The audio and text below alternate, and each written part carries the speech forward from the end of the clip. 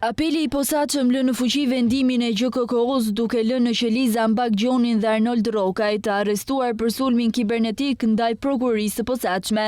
Sulmi ndaj emaileve të 3 prokurorëve të posaçëm ndodhi më 12 mars.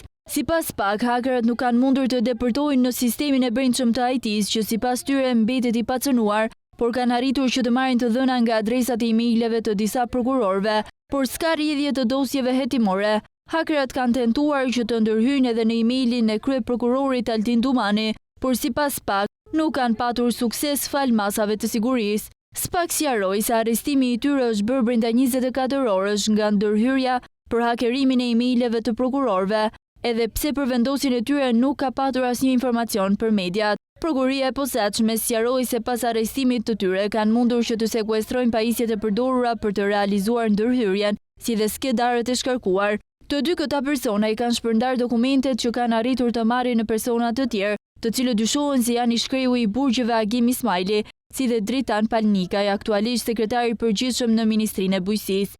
SPAK tha se prokurori i çështjes Bledar Maksuti i ka urdhëruar të gjithë ata që kanë rënë në kontakt me dokumentet që të mos i publikojnë, ndërsa janë marrë persona të tjerë në pyetje.